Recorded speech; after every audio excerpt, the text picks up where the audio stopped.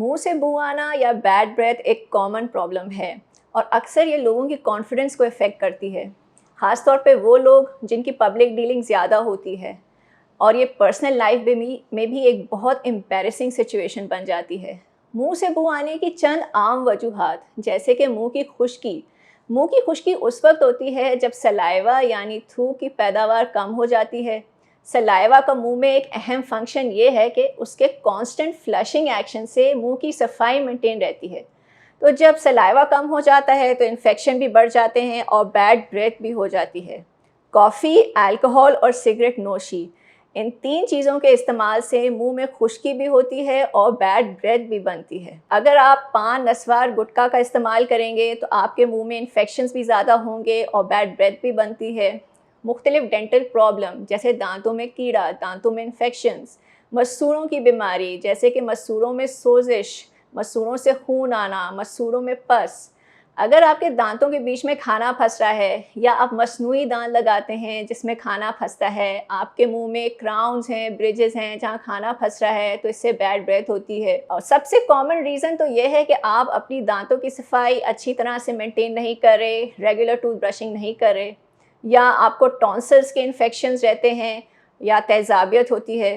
तो इन दोनों कंडीशंस में भी बैड ब्रेथ की शिकायत होती है। सो बैड ब्रेथ से कैसे बचा जा सकता है?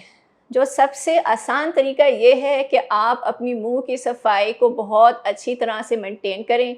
इसके लिए लाजमी ये है कि दिन में 2 दफ़ा टूथब्रश करें, एक सुबह के टाइम और एक रात को सोने से पहले। और इसके साथ साथ अपनी ज़बान को भी ब्रश करें, क्योंकि ज़बान पे बहुत सारे बैक्टीरिया होते हैं जो बैड ब्रेथ कॉज करते हैं। दिन में 1 दफ़ा फ्लॉस का इस्तेमाल करें। साल में 2 दफ़ा डेंटिस्ट को विज़िट करें हर 6 महीने, ताकि वो डेंटल प्रॉब्लम जो इब्तदाई स्टेज पे हो वो हल किया जा सके।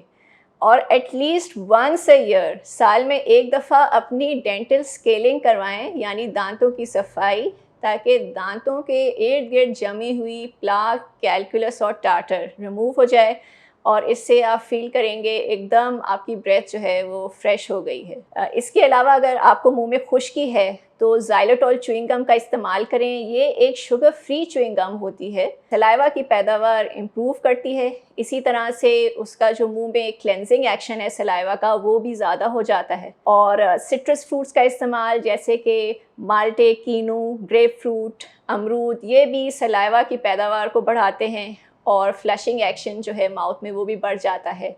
अगर टॉन्सिल्स के इन्फेक्शंस रहते हैं तो आप अपने ENT स्पेशलिस्ट को विजिट करें और तेज़ाबियत के लिए गैस्ट्रोएंटेरोलॉजिस्ट को। पाकिस्तान के टॉप डॉक्टर्स के साथ अपॉइंटमेंट बुक करें, वो भी पेशेंट फीडबैक देखते हुए।